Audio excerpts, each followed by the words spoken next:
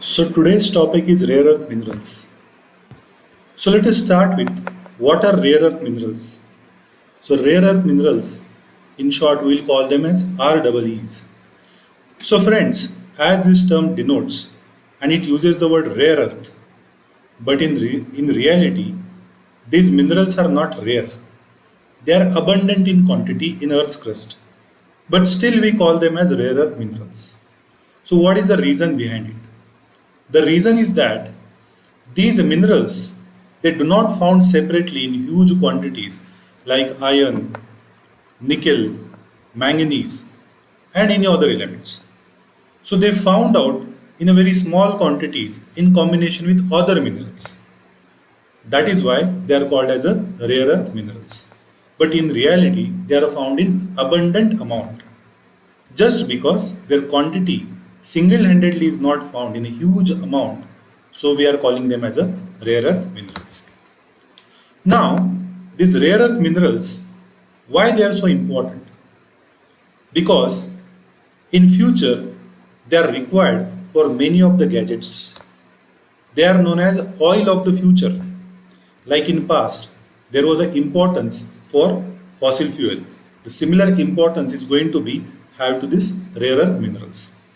They are critical ingredients for greener economy or green economy. So what is this green economy?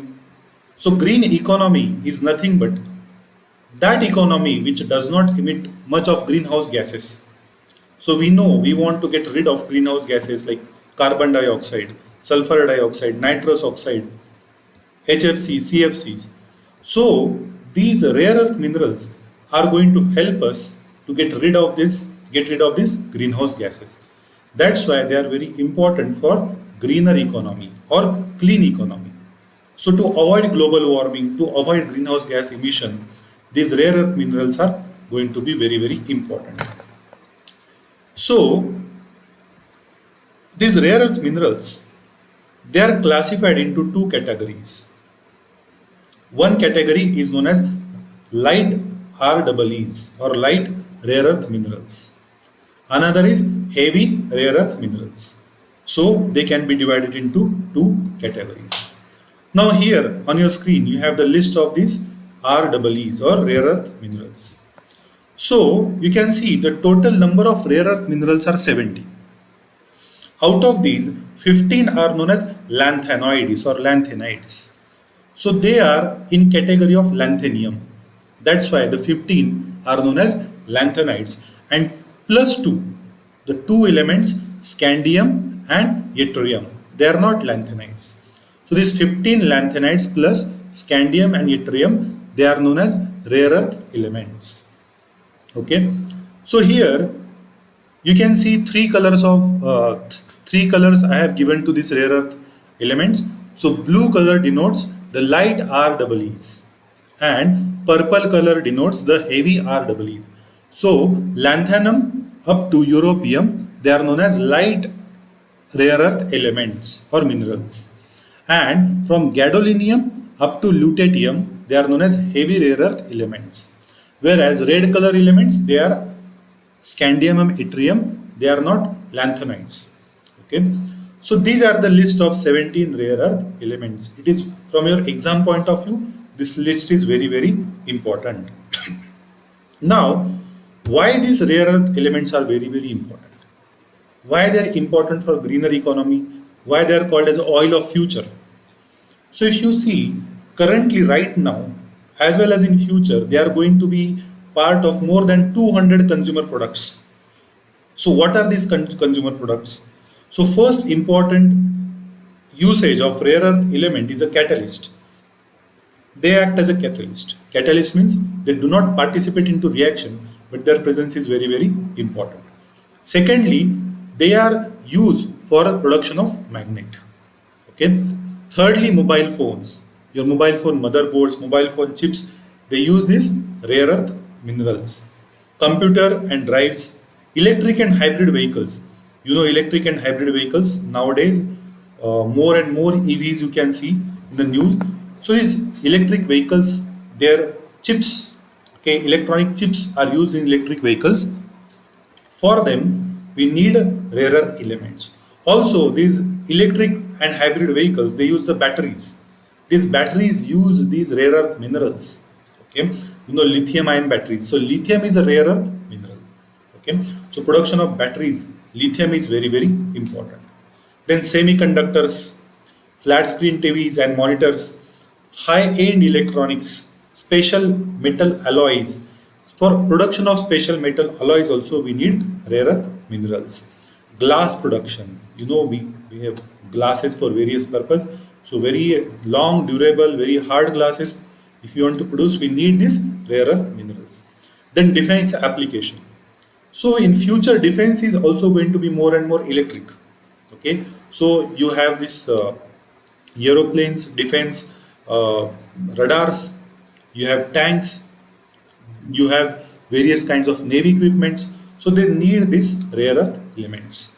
Okay, submarines and all, they use lot of rare earth elements. Okay, another very important usage of rare earth element is a petroleum refining. So these are 12 applications of rare earth elements for which they are very, very important. Okay. Now let us understand the world scenario of these rare earth elements. So world scenario means which country is, we can say, is a leader in production or in terms of its resources. So China is the leader in terms of production as well as overall amount of resources present in the country. Okay, so China is ahead of all the countries including USA, Russia, European countries, India. It is completely ahead of them. So in the statistics, you can see that China is number 1, Vietnam is number 2, Brazil 3, Russia 4th, and India has position 5th. Okay, so India comes at the position of 5th in terms of production of rare earth elements. China, if you see, more than 70% of the production of rare earth elements belongs to China. China has a very strong supply chain of rare earth elements. Okay, India also produces a quite good amount of rare earth element, but that is not very sufficient. You can see the overall difference between India and China. Where is 1,40,000 million tons and where is 3,000 million tons? Very huge difference. United States is also not very ahead in terms of production of these minerals. Okay. So though United States and Australia, they produce higher amount of REEs, but in terms of reserves, India has a more amount of reserves than United States and Australia. That's why we come at number 5 in terms of reserves. Okay. Now let us understand or let us discuss this India scenario in much detail. Okay. So if you see, India was not very far behind in production of rare earth minerals at the outset. So India is also one of the pioneer in rare earth industry. So in 1949, Indian government just after independence had started Indian Rare Earths Limited or IREL for production of rare earth minerals or rare earth elements. But these projects were not sought after much and much focus was not given on these projects. So because of that, we could not progress like USA, Europe and China like other countries. Okay. But currently if you see, the current government has set up an ambitious plan of making 80% of the country's 2 and 3-wheeler fleet, 40% of the buses and up to 70% of the cars into electric vehicles by 2030. So this is a very ambitious target. Okay, we know National Electric Mobility Plan. Okay, so these because of these kinds of ambitious plans, we need huge amount of rare earth elements. Okay, so in case of India, if you see, we have availability of light rare earth element is more compared to heavy rare earth minerals. So heavy REEs we need to import from China. This is one of the India's biggest drawback, right? Okay.